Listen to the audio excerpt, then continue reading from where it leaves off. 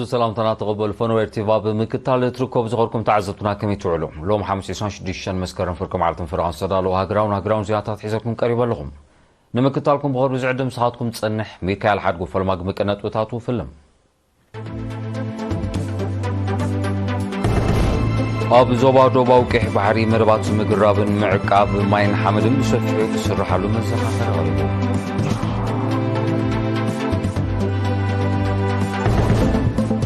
اب نو زوبا جندع بدهوتات اغلغلوت تمرت المقلال يسرح له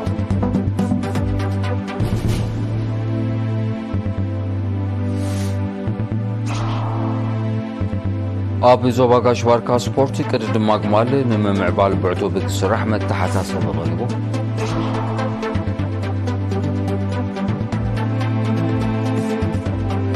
اب زيناتات وصاي اسرائيل اب ليبانوس بتكايرو زلا دبداب نايس قتلو 7 قصري لعلي 620 بچ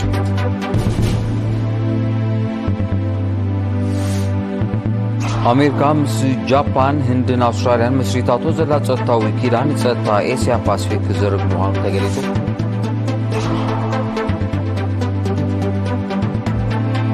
ማሊ ኒጀርን ቡርኪና ፋሶን ሩሲያ በምትባር ሳተላይት ጭፋ መደፈም ዘለው ሐብራ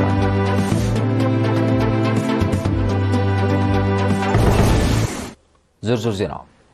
اب زوبا دوبا وكح بحري مدر بدانتن مكلخال بحزبنا عبالات حالتات مكلخالن زعمم مدبات بسفيعو كتكبر تصاوعيت قريبهم وكيلينا احمد دان محمد زدالو تحستو دانيت قبريوت كتغربع مدرب دانتن فقر مريتن مكلخال زي حجز مدبات مقرابن معق اب حمدن ماين اب كل كبابيتات بز سفحك كايد ام حداري زوبا دوبا اح بحري تصويعو امباسادر محمد سعيد مانتاي نز تصويعت زقربه ب10 شدشن 17 مسكرم اب كتما عسب اب زتقانعه ام حدرتن اكاي تسرح نزوباتاتن كبابيتاتن زتساتفو اخيبايو ابز حلفه ورحات بزوقع برتع زنابن بز تخسته زيت حسبه وحايزن زتوبحغوغ مريتن نمفواس بحفشا نعدتات زراخب نحمد ترجعات دما بفلاي نمتصقان سروع حزباو تساتفو كرغاغص بمزخخار نخلن ممحدارات كبابي زباص احنا وتماطو تداليو كمزلو غليصو امباسادر محمد سعيد وسيخو ممحياش منبابرو حزبي بنقح تساتفو ملأ حبرتسب سلازرغاغص ممعبالن محيالن سب او عقمي لعل اتكرو كوهابو تلابيو ابتا اغاطامي اب بيت مرتي قرب اغلغلو طعنا هبت بحري هنصاو لمعات عقاب لمعات اغرابن انسسا زغدامن محدران اطقاقمان ماي كمون حزباوي مزغبا اب تግባር ዘለውን ናይ መጻድ መደባት ዝምልከት መብርህ ቀሪቡ أبومبر بايتو أتو علي نور علي أبزوس معقال بايتو زحلفون وسانتاتن لبواتاتن أم تكبار نزر زلو وهد سرح بمموغاس بزلا على كدفاءلو تلابيوم أبمو داتا أمباسادر محمد سعيد مانتاي حز أتعدي بعد كحلو أما حدرت كبابين مسرح مجمار أقل قلو تمرتي بقبوك كتاتلون زلو حترتات أم مفتاح كسرحون كمون سقرو دباوي حمامات نمكل خال كله بحلافنت كعي أزخاخيروم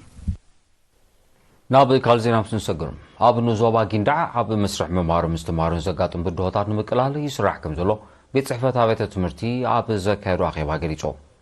اب تيمس مجمار تمرت ساني گمگاماوي اخيبا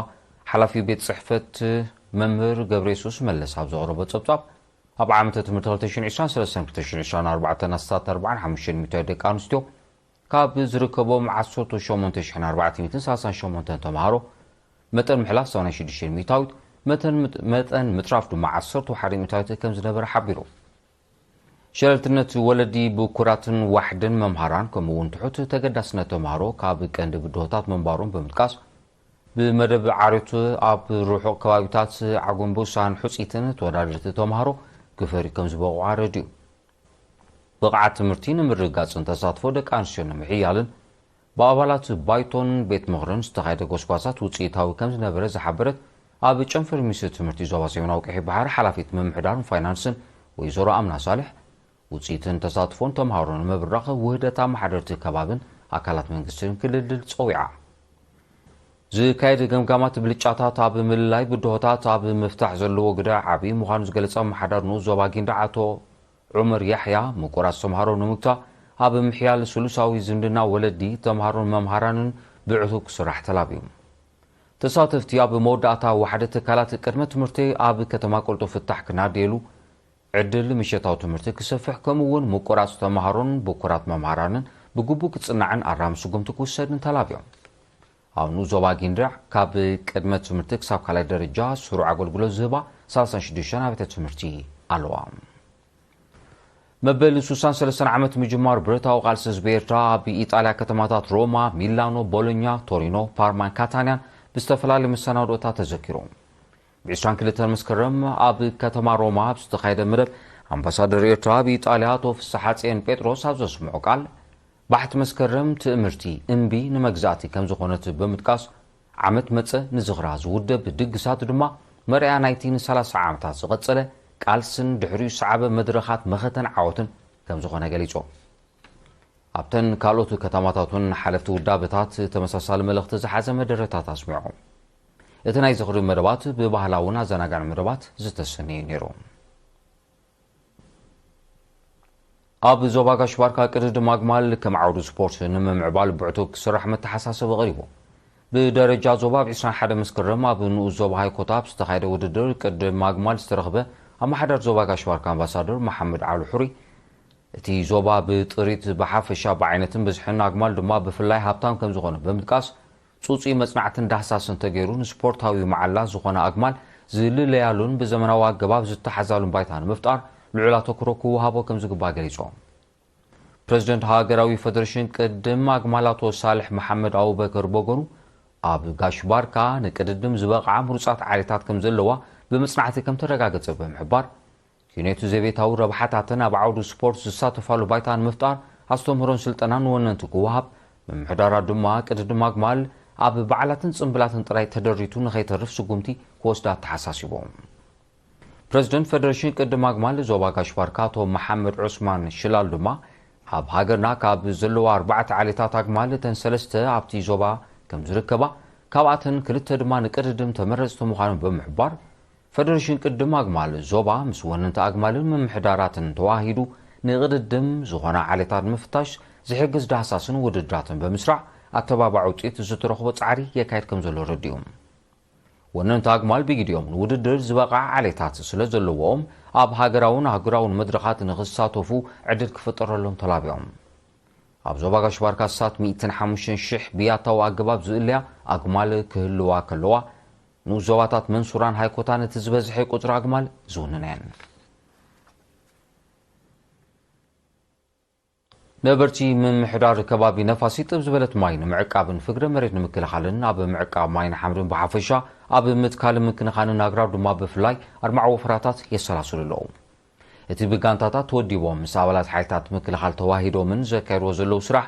ውፅኢቱ ኣብ ባይታ ይርእይዎ ስለ ዘለዉ ብዝሓየለ ውዳበ ከም ዝቕፅልዎ ወፋሮ ኣረጋጊጾም ነቲ ስራሕ ዝመርሕ ዘሎ ኣባል ክፍለ ሰራዊት 525 ተስፋይ ኤልያስ ብጊዲኡ ህዝቢ በብውዳቢኡ ንዝዓሞ ዘሎ ስራሕ ብምስጋን ኣብ መጻኢ ብዝሰፍሐ ከም ዝድፋሉ ኣረዲዩ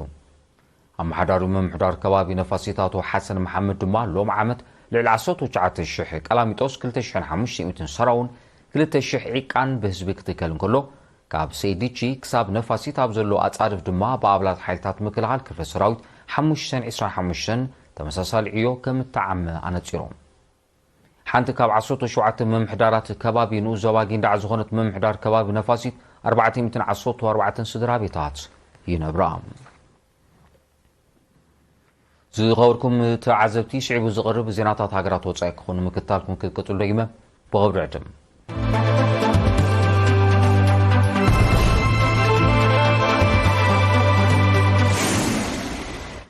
ዜናዊ መሰናዶ ኤርቲቪ ናቐጽለ ዝኸበርኩም ተዓዘብቲ ስለምክትታልኩም ኣዝየ መስግን ዜና ሃገራት ወጻኢ እስራኤል ብ25 መስከረም ኣብ ሊባኖስ ብዝቐጸለቶ ደብዳብ ነፈርቲ ልዕሊ 70 ሰባት ከም ተቐትሉ ማዕከና ዜና ቃሊሐን በዚ ድማ ብውሽጢ 3 መዓልታት ብዝተኻየደ ደብዳብ ናይ ዝተቐትሉ ሰባት ቁፅሪ ናብ ልዕሊ 620 ክብል ኣሎ በዚ ናይ 25 መስከረም ደብዳብ ልዕሊ 400 ሰባት ከም ዝቆሰሉ ዝሓበሩ ጸብጻባት ጠቕላላ ቁፅሪ ቁስላት ልዕሊ 2300 ከም ዝበፅሓ ረዲኦም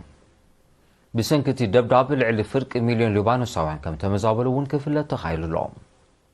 እዚ ከምዚ ኢሉ እንከሎ ኣሜሪካ ፈረንሳ ብሪጣንያን ኤውሮጳ ሕብረትን ነቲ ተፈጢሩ ዘሎ ወታደራዊ ወጥሪ ብዘተ ንምዕራፍ ن21 معرضات ዝጽንዕ ምቁራጽ ተኽሲ ክግበር ትማል 25 መስከረም እማመ ኣቕሪቦም ይኹን እምበር እቲ እማመ ካብ እስራኤል ይኹን ካብ ምንቅስቓስ ሒዝቡላ ዛጊድ ምላሽ ኣይረኸበን ዘሎ ንእስራኤል ገዚፍ ወታደራዊ ደገፍ ክትገብር ዝጸንሐት ኣሜሪካ ኣብ ወሽመጥ ጋዛ ምቁራጽ ተኽሲ ክትግበር ዝጠልብ ስማዊ ዝኾነ ተደጋጋሚ እማመታት ከተቕርብ ምጽናሓ ዝሕብሩ ጸብጻባት ኣብ ባይታ ግን ውፅኢታዊ ክኸውን ከም ዘይጸንሐ የረድኡ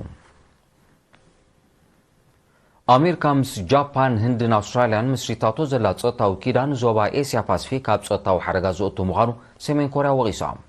እቲ ኪዳን ኣካል ናይቲ ኣሜሪካ ኣብቲ ዞባ ጸጥታውን ወታደራውን ህላዋ ንምውሓስ ተካይዶ ምንቅስቓስ ምዃኑ ዝጠቐሰ ሰሜን ኮርያ ሃገራት ናይቲ ከባቢ ሓበራዊ ተቃውሞን ከስምዓ ፀዊዓ ህዝባዊት ሪፐብሊክ ቻይናን ሩስያን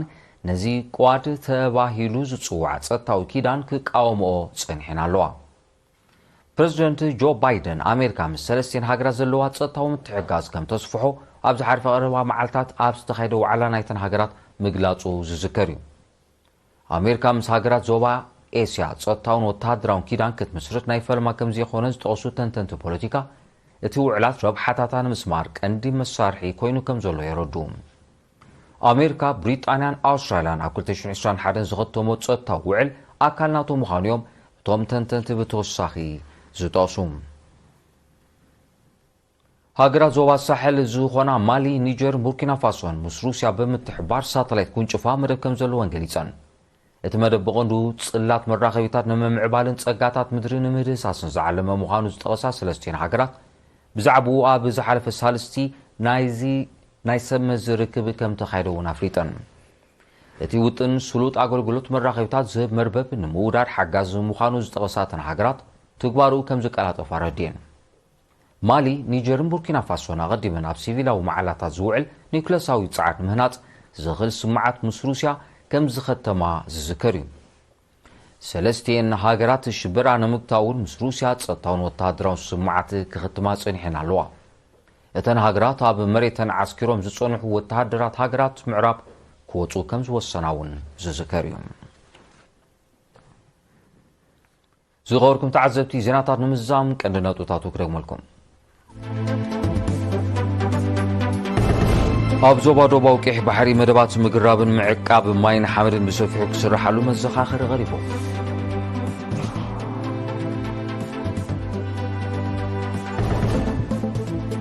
ኣብ ንኡ ዞባ ጊንዳዕ ብድሆታት ኣገልግሎት ትምህርቲ ንምቅላል ይስራሕ ኣሎ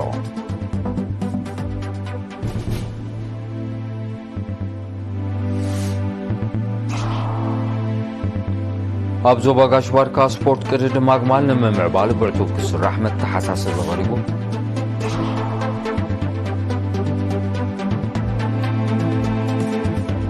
ኣብ ዜናታት ወጻኢ እስራኤል ኣብ ሊባኖስ ዝተካየዶ ዘላ ደብዳብ ናይ ዝተቐትሉ ሰባት ቁፅሪ ልዕሊ 620 በፂሑ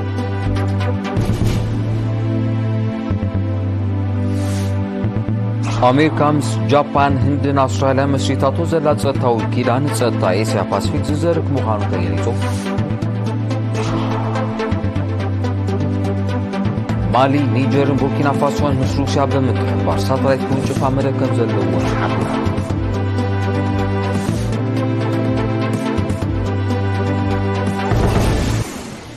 ዝኸበርኩም ተዓዘብቲ ነሰዓት ዝተዳለወ ዜናዊ መሰናዶ ኣብዚ ይፍጸም ስለምክትታልኩም ኣዝየ መስክን መሳርሕቶ ኣሚር ዓሊ ንዕለታዊ ዜና ስፖርት ሒዙ መጸኩም ብወገነ ግን ሰላም